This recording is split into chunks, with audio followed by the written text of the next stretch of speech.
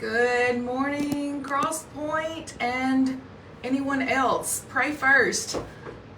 Memphis, Olive Branch, whoever's here with me this morning. Good morning, good morning, good morning. I'm so excited to be with you once again on this Monday morning. Hello, Leanne.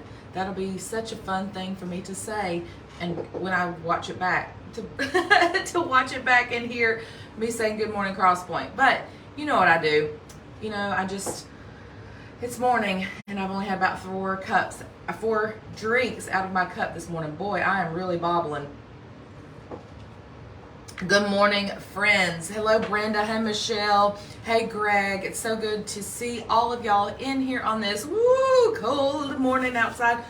Although it's supposed to be not as cold this week, so I'm told. Hey, Julia. Hey, Donna. Katrina. Well, I had a fantastic birthday, and thank you so much for all of you that gave little shout outs for happy birthdays for me during Pray First last Friday. Thank you so much, and thank you so much to Pastor Ann for the wonderful words, edification. That was so nice to hear. So, it's turkey week, y'all. If you don't like turkey, then just mute your ears. But it's turkey week. I'm excited. I love turkey. I do.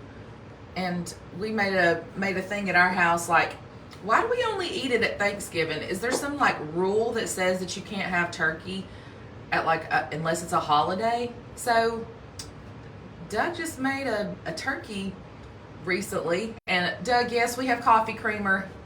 Good Lord, y'all. Pray for me. Pray for me. That is a inside joke. Anyway, hey Larry, hey Sarah. Anyway, so Doug made this fantastic turkey. He always makes the turkey, and it's delicious. Whether he does a deep fry or a saltwater brine, it's delicious. But anyway, so he made turkey, and it was like, I don't know, September, October. It was so awesome to have turkey some other time of the year, right? Okay, anyway, I digress. We are here for Pray First. If you're here live, hashtag live. And if you're here recorded at any other time, hashtag recorded. And we are venturing through the Old Testament, getting closer and closer to the end. We are in Ezekiel. We finished up in Ezekiel 16 Friday. We're about to be in Ezekiel 17 right now. Bob says the turkey made the turkey. Did you see that, Doug? Hope you saw that. I love it. I'm fixing to see family that I haven't seen for a while, and that's going to be awesome. And I'm going to see my old stomping grounds, so that's going to be fun to do. And yeah, I'm excited. It's going to be great. I'm going to eat Pals. Where's my East Tennessee folks? Audra, are you in here? I'm going to eat some Pals. I'm going to have some Pals. Pals, if you don't know what it is, look up Pals, Sudden Service, East Tennessee, okay? It's awesome, and it's an experience. It's a total experience. Looks like a big Rubik's Cube that's been painted one color. You drive up, order to a person standing right there, sitting right, yeah, they're standing right there, and yeah, your food's ready by the time you get around. It's awesome. I love it. Anyway, okay, here we go. Are you ready? Hey, Tracy. Y'all are already doing the hearts and the likes, and I'm so excited that y'all are so involved and you're willing to do all of that. Yes, please, thank you so much. And yes, we did baptize a bunch of folks yesterday, and it was awesome to be a part of it. It just always is such an awesome, humbling experience to be able to be a part of someone's baptism. It's just great. So thank you guys for being there, and if you were in-house or online, it was pretty emotional, a lot of it. So anyway, all right, Ezekiel chapter 17. God's message came to me, Son of man, make a riddle for the house of Israel. Tell them a story. Say, God the Master says, a great eagle with a huge wingspan and long feathers in full plumage and bright colors came to Lebanon and took the top off a cedar, broke off the top branch, took it to a land of traders, and set it down in a city of shopkeepers. Then he took a cutting from the land and planted it in well-watered soil. like a willow on a riverbank. It sprouted into a flourishing vine, low to the ground. Its branches grew toward the eagle, and the roots became established. A vine putting out shoots, developing branches. There was another great eagle with a huge wingspan and thickly feathered. This vine sent out its roots toward him from the place where it was planted. Its branches reached out to him so he could water it from a great long distance. It had been planted in good, well-watered soil, and it put out branches and bore fruit and became a noble vine. God, the Master, says, will it thrive? Won't he just pull it up by the roots and leave the grapes to rot and the branches to shrivel up a withered, dead vine? It won't take much strength or many hands to pull it up, even if it's transplanted. Will it thrive? When the hot east wind strikes it, won't it shrivel up? Won't it dry up and blow away from the place where it was planted? God's message came to me. Tell this house of rebels, do you get it? Do you know what this means? Tell them the king of Babylon came to Jerusalem and took its king and its leaders back to Babylon. He took one of the royal families and made a covenant with him, making him swear his loyalty. The king of Babylon took all the top leaders into exile to make sure that the kingdom stayed weak, didn't get any big ideas of itself, and kept the covenant with him so that it would have a future. But he rebelled and sent emissaries to Egypt to recruit horses and a big army. Do you think that's going to work?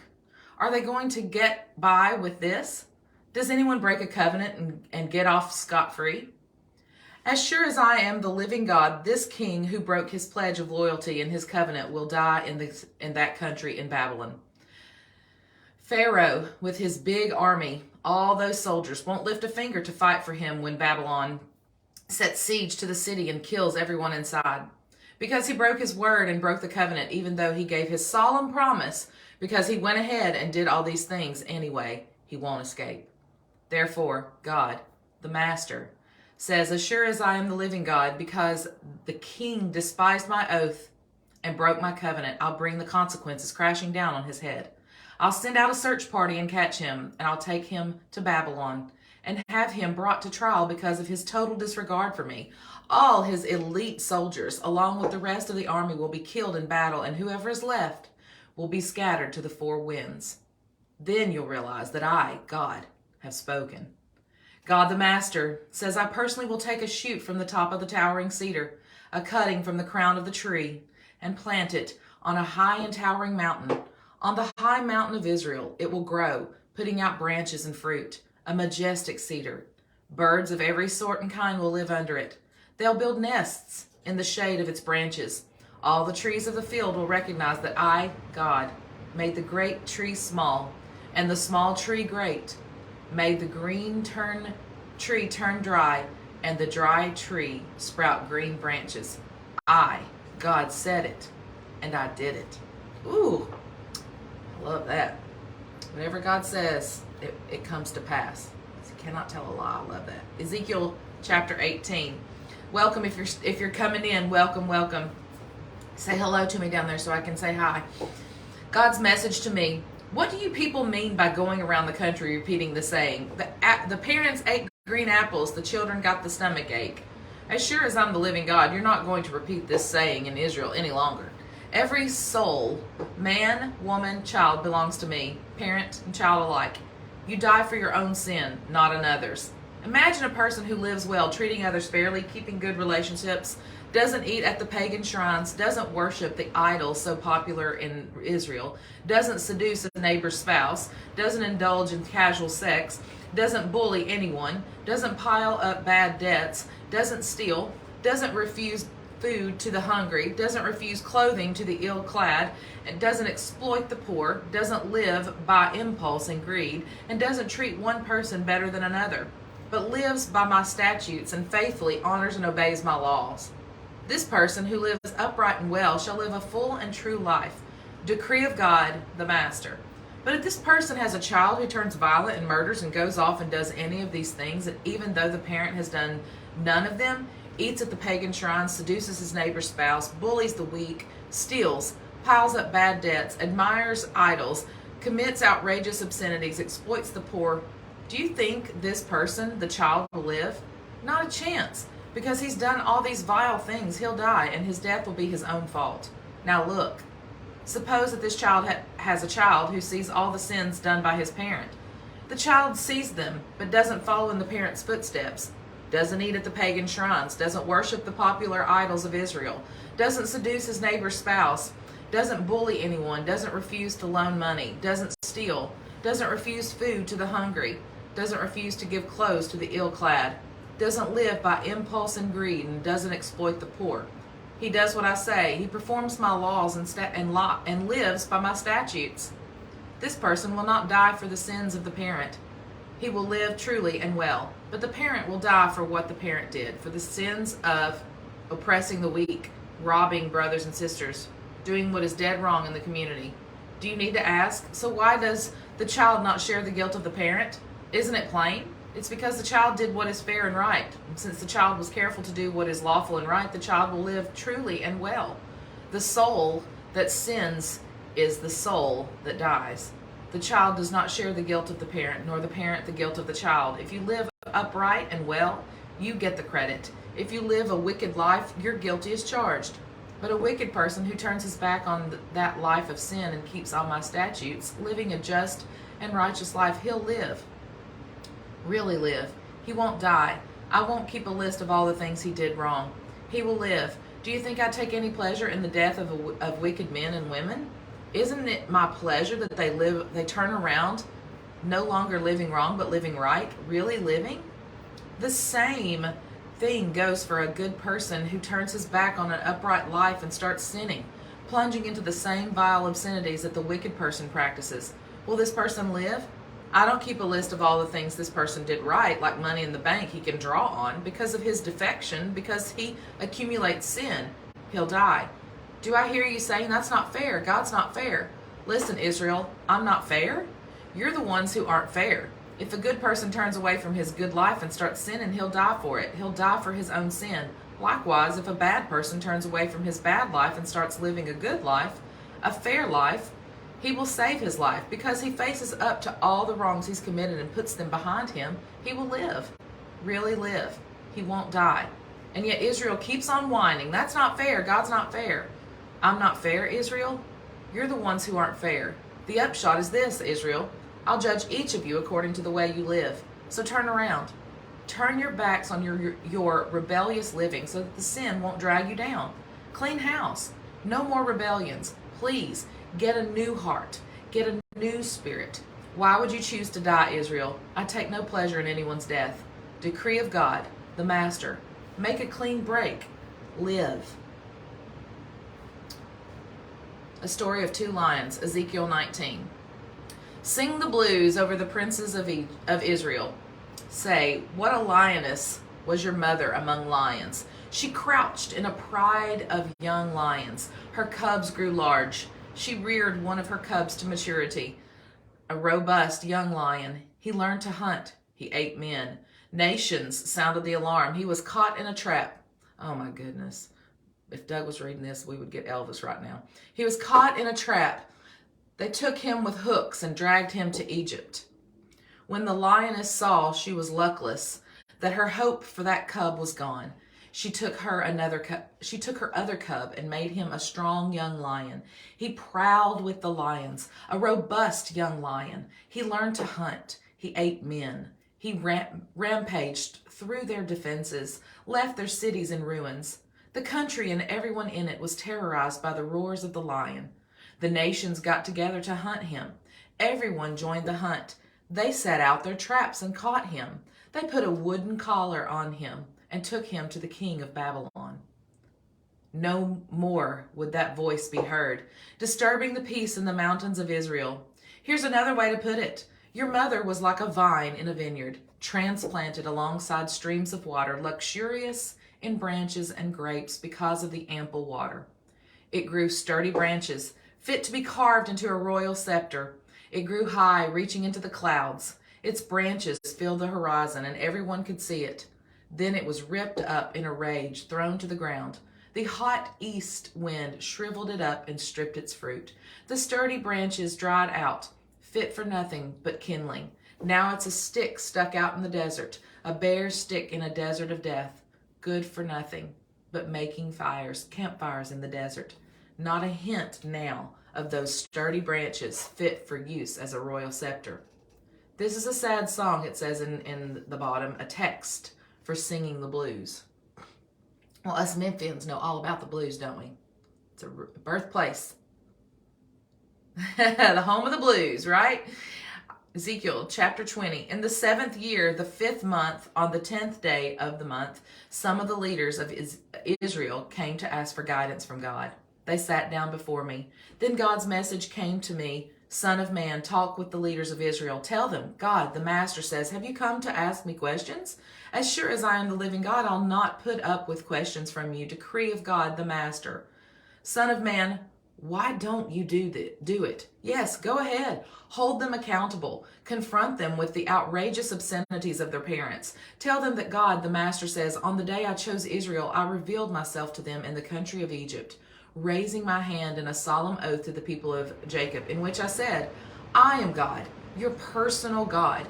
On the same day that I raised my hand in the solemn oath, I promised them that I would take them out of the country of Egypt and bring them into a country that I had searched out just for them, a country flowing with milk and honey, a jewel of a country.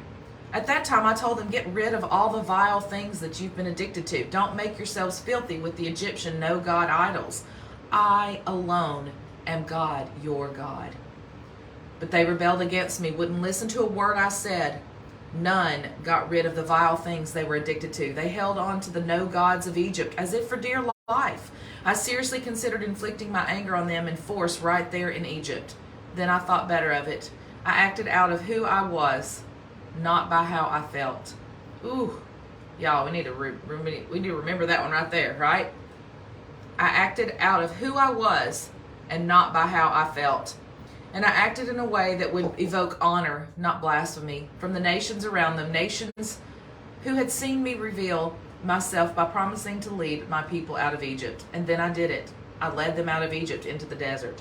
I gave them laws for living, showed them how to live well and obediently before me. I also gave them my weekly holy rest days, my Sabbaths, a kind of signpost erected between me and them to show them that I, God, am in the business of making them holy.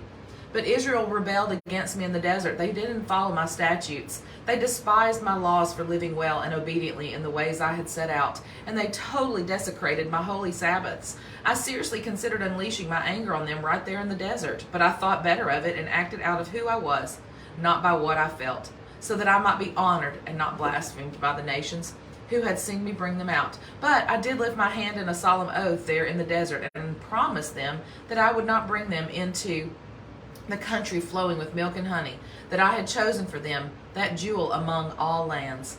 I canceled my promise because they despised my laws for living obediently, wouldn't follow my statutes, and went ahead and desecrated my holy Sabbaths.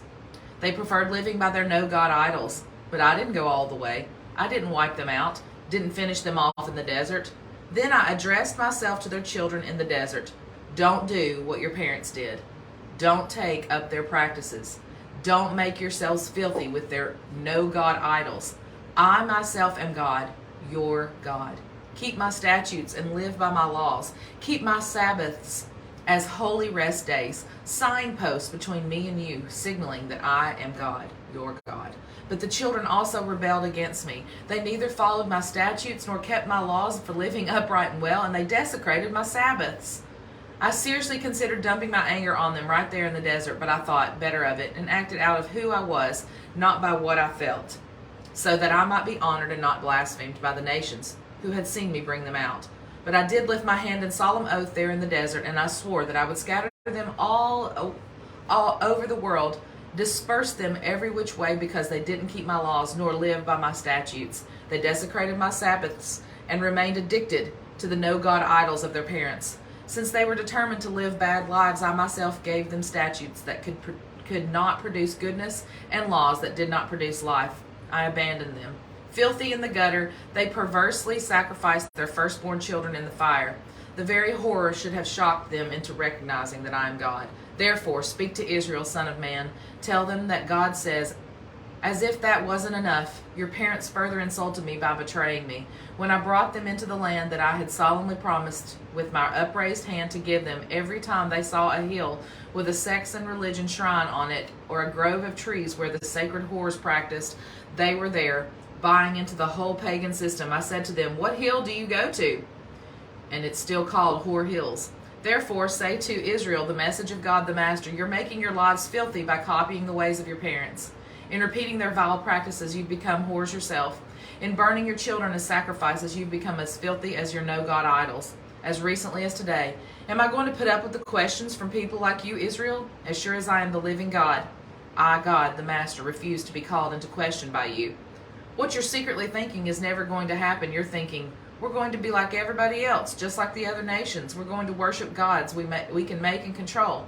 And as sure as I am the living God, says God, the Master, think again. With a mighty show of strength and terrifying rush of anger, I will be king over you. I'll bring you back from the nations, collect you out of the countries to which you've been scattered. With a mighty show of strength and a terrifying rush of anger, I'll bring you to the desert of nations and haul you into court, where you'll be face to face with judgment.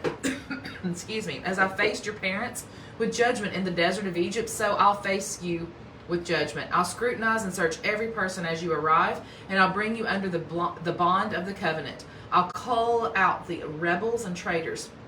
I'll lead them out of their exile, but I won't bring them back to Israel. Then you'll realize that I am God. But you, people of Israel, this is the message of God, the Master to you. Go ahead. Serve your no-God idols. But later you'll think better of it and quit throwing filth and mud on me with your pagan offerings and no-God idols. For on my holy mountain, the high mountain of Israel, I, God the Master, tell you that the entire people of Israel will worship me. I'll receive them there with open arms. I'll demand your best gifts and offerings, all your holy sacrifices. What's more, I'll receive you as the best kind of offerings when I bring you back from all the lands and countries in which you've been scattered. I'll demonstrate in the eyes of the world that I am the holy. When I return you to the land of Israel, the land that I solemnly promised with upraised arm to give to your parents, you'll realize that I am God. Then and there, you'll remember all that you've done, the way you've lived that has made you so filthy, and you'll loathe yourselves. But dear Israel, you'll also realize that I am God when I respond to you out of who I am, not by what I feel about the evil lives you've lived, the corrupt history you've compiled, decree of God, the Master. God's message came to me. Son of man, face south. Let the message roll out against the south. Prophesy against the wilderness forest of the south. Tell the forest of the south, listen to the message of God. God the Master says, I'll set a fire in you that will burn up every tree, dead trees and live trees alike. Nobody will put out the fire. The whole country, from south to north, will be blackened by it. Everyone is going to see that I, God, started the fire and that it's not going to be put out. And I said, oh God, everyone is saying of me, he just makes up stories. Anyway, wow, we're going to end there at Ezekiel 20, and Pastor Dennis, I believe, is up tomorrow with Ezekiel 21. It's just nothing new under the sun in regards to how we like, treat God a lot of times. Just think we know best. We don't listen to what he says. Or we listen to it, but we don't do it. We're hearers, but not doers, a lot of times. And the rebelliousness, it's like, we're all that way, and what are you challenge yourself and to talk to the Lord about, what are you putting in place of him? What's first? Maybe you make time for God, but maybe you don't put him first, and he has to be first. And so I challenge you to consider, to really be honest with yourself and ask him, what's in the way? What's in the way of me doing what you've called me to do? What's in the way of our relationship being what it's supposed to be? How can I trust you better by putting you first, but then trusting you that I'm going to have time to do everything else, that I'm going to be able to do all the other things that I'm required to do. I call it spinning plates. Y'all know what I'm talking about, those, on those sticks, and they're spinning the plates, and they have to go in here and spin this plate, and they have to go back over here and spin this plate again. Anyway, call it wearing a bunch of different hats, whatever you want to call it, but we all have tendencies to make other things a priority over God. And so he just wants time with us. He just wants to be number one, you know, and he's done so much for us. And anyway, everything else will fall into place, I can assure you. Everything else will fall into place. You'll have time to do everything. You'll have finances to do everything. You'll have, if you put God first in every area of your life. Am I doing it always? No. Do I get it right a lot of the time? Yes. But I'm not 100% because I'm human. I'm human, and you know, it just happens. But God just wants to be first. And it's so easy to put other things ahead of it, whether it's our family, our job, our hobbies, our schedule, you know, our health, going out there to the gym, whatever it is we put in front of him. We've got to put him first. And that's what I keep hearing every time I'm reading in the Word. You know, that's what Israel was doing. They were no gods. They were worshiping these no gods. These gods that they made with their own hands. And I'm just like, wow, we do that too, but we may not out here carving anything out of wood or stone or anything, but whatever we have in our heart. And I think Pastor Dennis is going to talk about idols in our heart this coming weekend, so you probably want to pay attention to that. So anyway, I love you guys. Let's pray. Father, thank you so much for your word. Thank you for Jesus, who took all of our shame, guilt, and condemnation to the cross. And I thank you for that, Lord. Thank you, God, that your arms are open. Just like it said in Ezekiel, your arms are open wide and you're ready to receive us. And so, Father, help us to make it like an appointment, God, the excited appointment to spend time with you. And we don't have to make it some big religious thing, and I thank you that we don't have to. We don't have to get on our knees. We don't have to do all that stuff. We can just talk to you. The line is always open, and I am so grateful for that. Sometimes it's help me, and sometimes it's a lot longer, and we can spend some time in your word and learn from you. So, Father, I ask for blessings on every person that's hearing this. Let their time with their families or friends or however they're spending their time this week for Thanksgiving be a joyful time. And if it looks different than it has this year because of loss of family or just weird circumstances or just inability to get where you would like to be, Lord, I just ask that you would make this time a special time with however they're spending it, Lord. We love you, we thank you, and give you all the glory. In Jesus' name, amen. Hashtag live if you're here live, hashtag recorded if you're here at any other time, and hashtag shared if you're considering sharing this out on your page. Also, love it if you would go out to the main page on the Pastor Doug Bell page and hit the like button. You can also hit the little bell. Hit the little bell and it will notify you when we go live. Supposed to. Come on, Meta. Come on, Facebook. Make it happen. Love you guys. See you next time.